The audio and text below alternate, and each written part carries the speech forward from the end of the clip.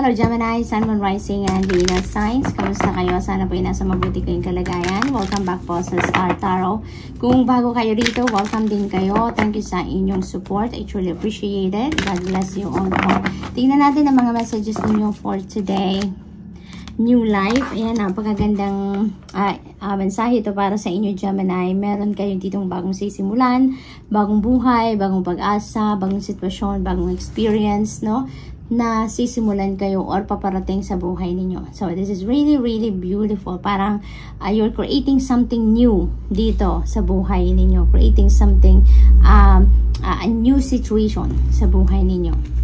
We also have TikTok. Ayan. So, maybe, you know, yung new life na to, that is divine timing. No, dumating na, the divine timing has come sa buhay ninyo at ito na yung tamang panahon, tamang pagkakataon para sa bagay na ito, para sa kung ano man ang sisimulan ninyo sa ngayon sa buhay ninyo. So this is really, really beautiful, no? Isang malaking blessing ito para sa inyo na parating, no? Kasi parang ano na to, sinasabi sa inyo na the divine timing has come. Ngayon na, parang green light na ito sa inyo na sige, gawin mo na kung ano yung naiisip ninyo, kung ano yung binabalak ninyo, ano yung plano ninyo, no? Kasi maybe talaga ang iba din sa inyo siguro humihingi din ng confirmation or humihingi din ng enlightenment or green light, no? Kung talagang nasa tamang direction kayo, kung ngayon yun na nga ba sisimulan ng kung anong mga pinaplano ninyo, no? Yung mga ganon. So, what else?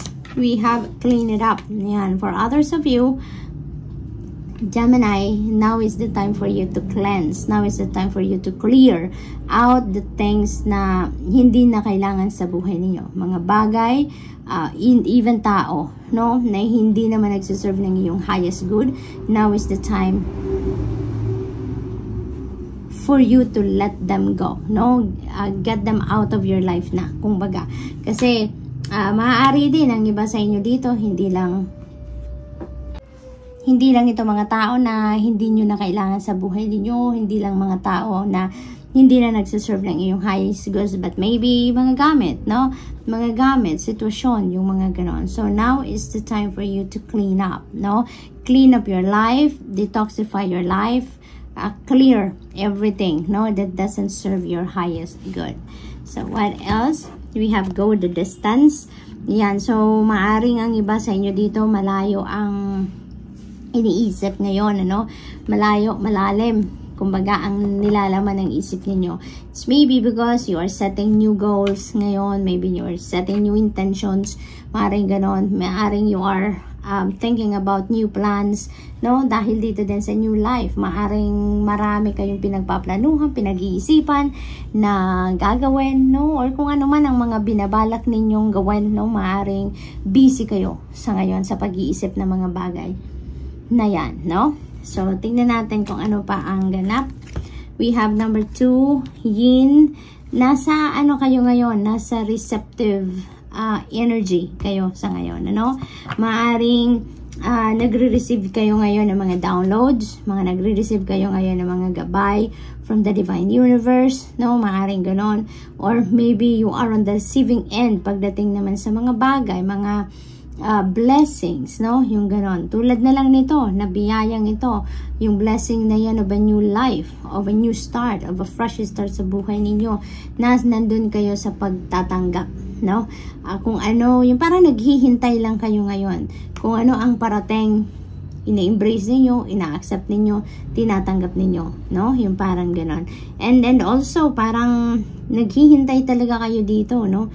Parang naghihintay lang kayo, yung parang nagdadasal kayo, humihingi kayo ng kung ano man, bagay, gabay, enlightenment, anything na parang pinagdadasal ninyo, naghihintay kayo ng kasagutan, where you're waiting for something, no? You're waiting for something to be received, no, sa buhay ninyo. So parang ganon ang ganap dito ng iba sa inyo, Gemini. So that's all I have for you for today. Thank you for watching. Love and light. Namaste.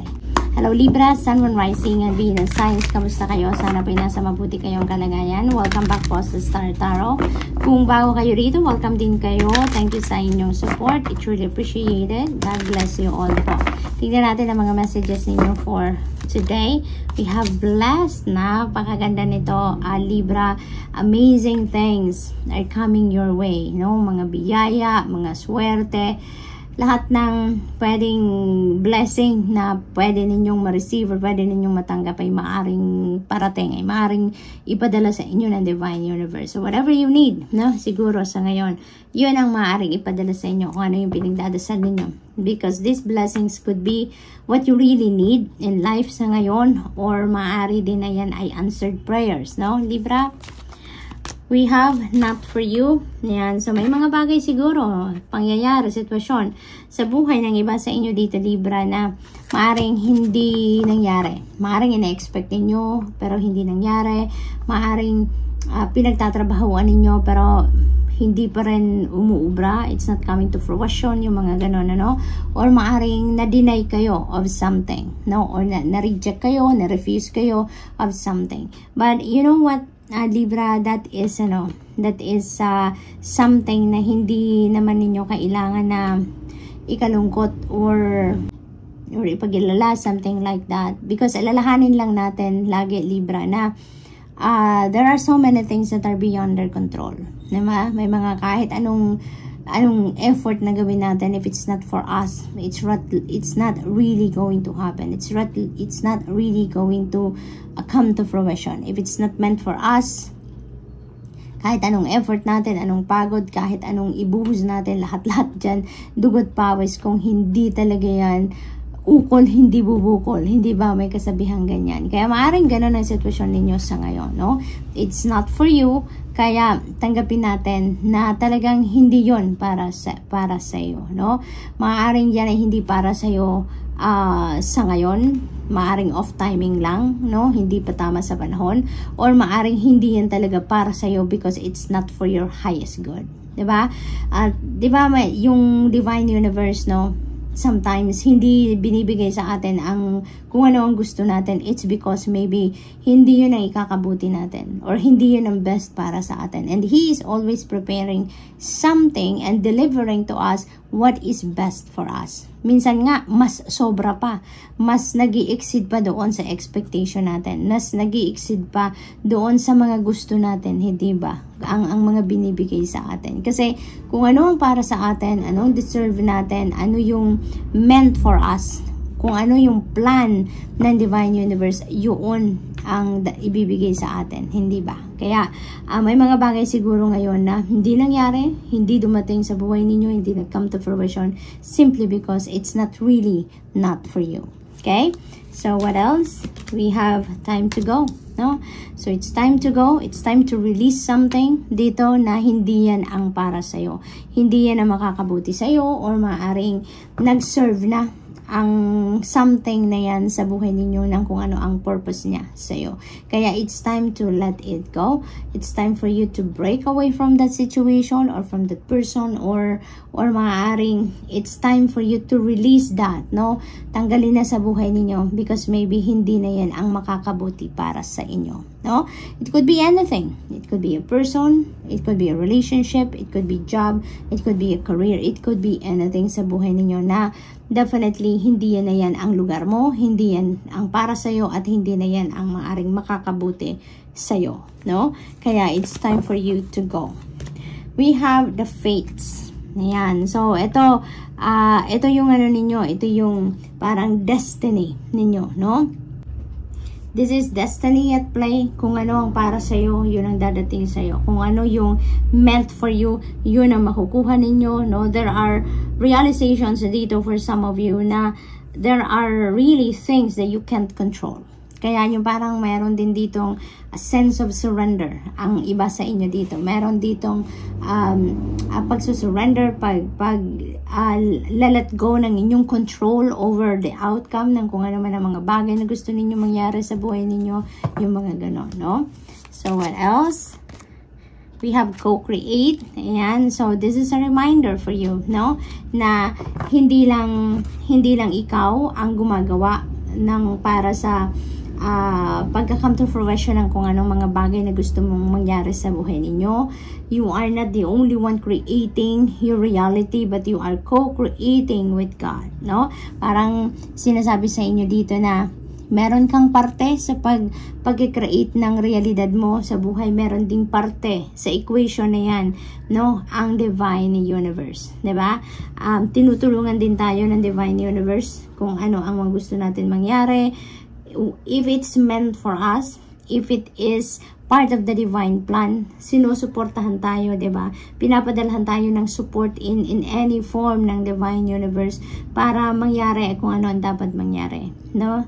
Para ma-realize ninyo kung ano ang dapat na, or kung ano yung para sa inyo talaga na mga binabalak ninyo. Sometimes nakakachamba din tayo, diba? Na kung ano yung pangarap natin, kung ano yung gusto natin mangyari, ay exactly yun talaga ang nangyayari, diba? Chumachamba tayo paminsan ng ganyan dahil ibig sabihin yun din ang plano ng Panginoon para sa atin, no? Yun din ang gusto niyang mangyari para sa atin, at nagkataon na yun din ang gusto ninyo, no? Or yun din ang gusto natin, kaya nangyayari talaga, diba? So that's all I have for you for today, Libra. Thank you for watching. Love and light. Namaste. Hello, Aquarius, Sun, Moon, Rising, and Venus signs. Kamusta kayo? Sana po nasa mabuti kayong kalagayan. Welcome back po sa Star Tarot. Kung bago kayo rito, welcome din kayo. Thank you sa inyong support. I truly appreciate it. God bless you all po. Tignan natin ang mga mensahe ninyo for today. We have flexible. Ayan. So, this is a reminder for you, Aquarius, na maging flexible kayo, no? May mga bagay siguro dito or sitwasyon sa buhay ninyo wherein you need to be adaptable, you need to be flexible. Otherwise, no, baka hindi mangyari kung ano man yung mga gusto ninyong mangyari dito, no? Kung susundin lang natin yung kagustuhan natin, hindi tayo mag-a-adjust sa mga pangyayari, sa mga factors, no? Sa mga outside factors na maaaring maka-apekto doon sa mga plano natin, you know, we need to be flexible. We need to adapt to the changes. We also need to adapt to the external factors, no, na nakaka-apekto sa mga nangyayari sa buhay natin. We also have truth be told. Yan, this is truth coming out, no? Meron ditong truth na lalabas, no? It may be secrets ito ninyo, maaring ito yung mga pinakakatago-tago ninyong bahagi ng buhay ninyo or kwento ng buhay ninyo, maaring gano'n na maybe ngayon ilalabas nyo na yan, no? It could also be your truth, no? Yung truth ninyo, ito yung kung sino kayo, kung ano kayo, ano mga capabilities ninyo, ano yung mga tinatago pa ninyo, mga talents ninyo, skills or gifts ninyo. Maaring this time, you know, may pagbabago na dito sa mindset ninyo at maaring magde-decision kayong ilalabas nyo na yan. You're going to share it with the world. Maybe now is the time na magde-decide na kayo na i-share nyo na yan sa mundo kung ano ang mga talents ninyo, skills ninyo, mga gifts ninyo na kahit tagal nyo nang tinago, no? So maaring may mga ganong pagbabago na magaganap sa buhay ninyo sa ngayon. We also have co-create. This is a reminder for you, no, Aquarius, na hindi lang kayo ang gumagawa ng inyong realidad, no? God is also co-creating your reality with you, no? May katulong kayo, may katulong tayo sa paggawa ng mga sitwasyon, mga pangyayari sa buhay natin. Kaya nga, 'di ba, may kasabihan na nasa tao ang gawa, nasa Diyos ang awa. Hindi ba? Kasi we are the ones executing, no? Kung ano yung mga gusto natin mangyari sa buhay natin. Tayo yung gumagawa ng mga kung ano yung gabay sa atin ng Divine Universe, kung ano yung tinuturo sa atin na kailangan nating gawin. Tayo yung nag-execute nun dito sa earthly realm, diba? At yung Panginoon, siya yung gumagabay sa atin. Pinapadalhan niya tayo ng divine guidance, signs, symbols, synchronicities to guide us, no? Kung saan tayo dapat pumunta, anong dapat nating gawin, ano yung mga kakailangan na nating uunahin, mga bagay-bagay, mga ganun ba, no? So sa equation, no, ng pagkikreate ng reality natin, ng buhay natin, na kung ano yung makikita sa 3D reality natin, kasama natin ang Panginoon dyan sa equation. Tayo plus ang Panginoon equals our reality, diba? Kasi tayo yung nagtutulungan, yung Panginoon tsaka tayo ang nagtutulungan sa pagkikreate ng mga, ng kung anong klaseng buhay ang kailangan na buuin natin or kung ano man ang pangarap natin, diba? So, what else? We have observer. Sa ngayon, parang now is not that time to take action, no?